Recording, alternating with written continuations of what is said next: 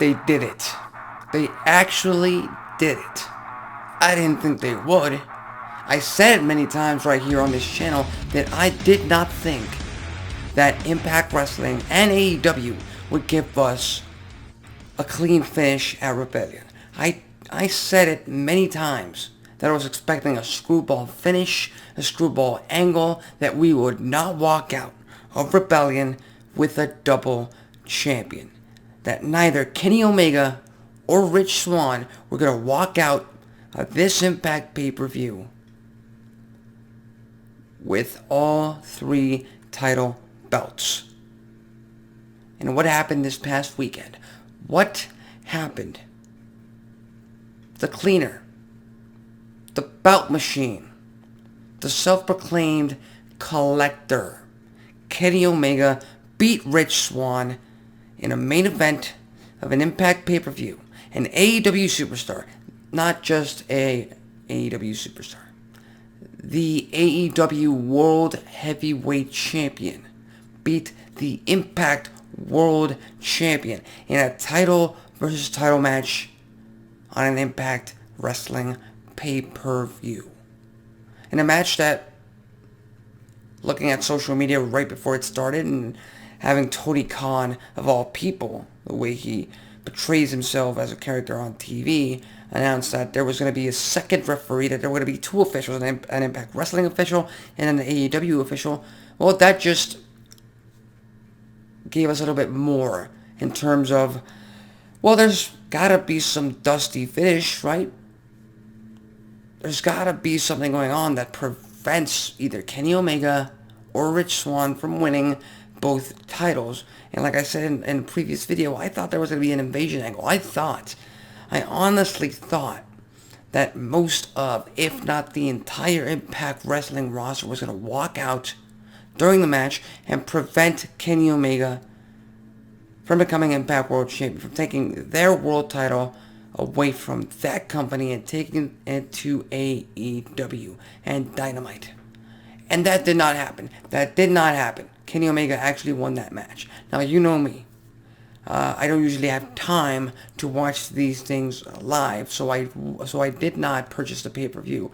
I was following it via social media, of course, so when I heard the news and when I read the news on Twitter, I was just surprised. I was just shocked that this had happened.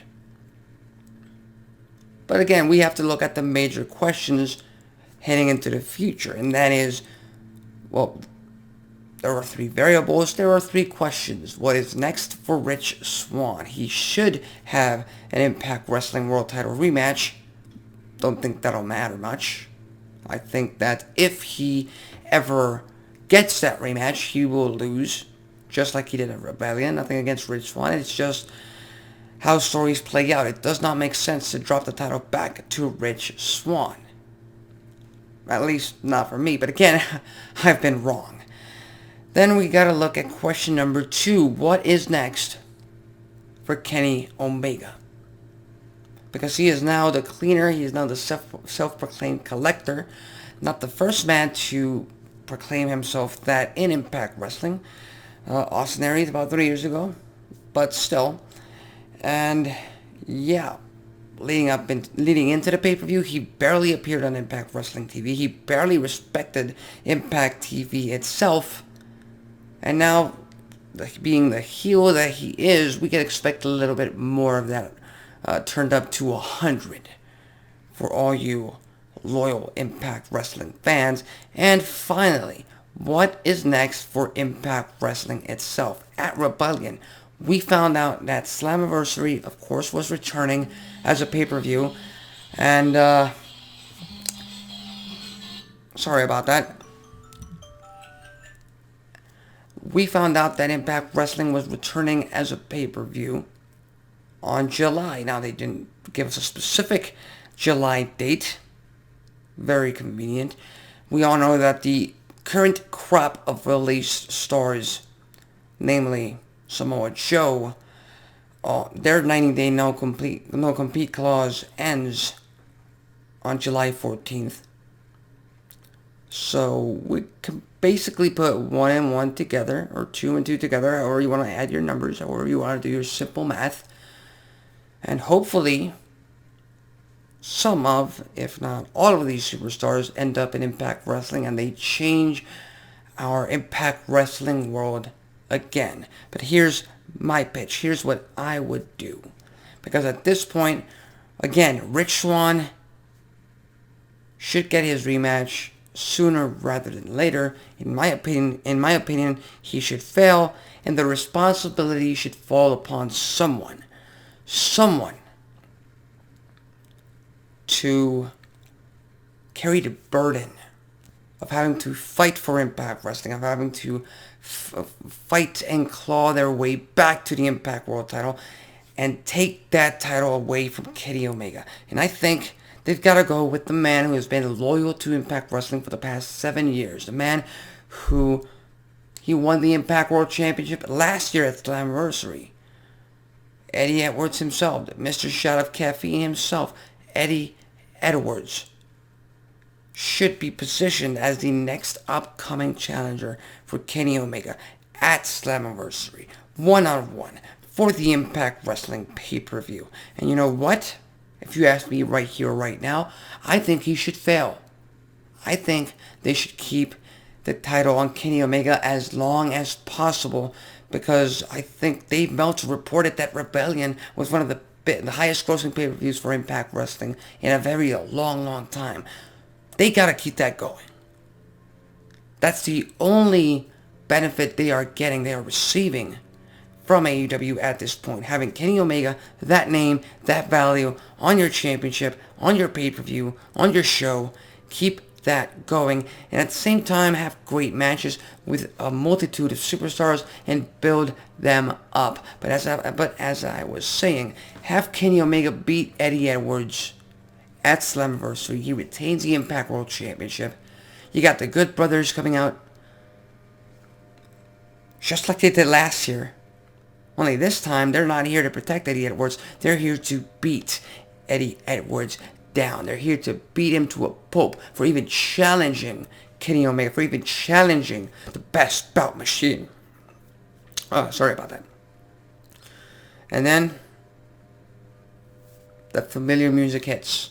And now comes the Samoan submission machine. And he marks his target. His target is Kenny Omega, and he cleans house. Obviously not beating them down. Just, he walks down the ring. Kenny Omega and the Good Brothers take off. And Samoa Joe, has arrived back in an Impact Wrestling ring for the first time in 6 years. But that's not it. That's not it. You built this matchup, Samoa Joe versus Kenny Omega.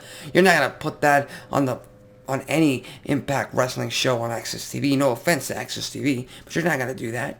No.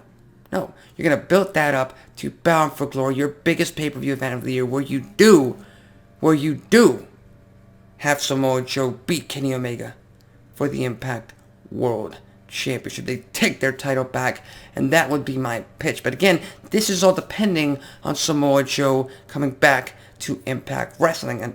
And if that's not the case, and if that doesn't happen, then I would simply just replace Samoa Joe with the man, the legend, the self-proclaimed wrestling god himself, Moose. Pretty much the same storyline. You just got to insert a different superstar depending on the circumstances. I would be more excited, of course, and I'm sure a lot of fans would be a lot more excited if Samoa Joe was the man, was the wrestler returning to Impact Wrestling. But that's just my pitch. That's just the storyline that I would be completely hyped for heading into July and heading into October later on this year, and to keep that Impact and AEW partnership going, and to actually have Impact Wrestling get something out of this. But again, that's just my thoughts. That's just what I think might happen. That's just what I think should happen. But again, like great Impact Wrestling fans, like great wrestling fans of any wrestling brand, we just gotta wait and see. And if these moments happen, we just have to savor them. We just have to live in the moment and actually be there and just enjoy it. Just enjoy the fact that we have this forbidden door now open, and we get these types of moments and these types of matches. But again, I digress. Those are my thoughts, those are my predictions, those are my comments on the entire Kenny Omega becoming Impact World Champion. Leave your thoughts, your comments on the comments section below. If you agree with me, if you disagree with me in any type or form or way, in storyline and character, and anything I said in this video, leave your thought and comments on the comments section below. I've been Alexis Carrillo. That's it for me. Have a great rest of your day.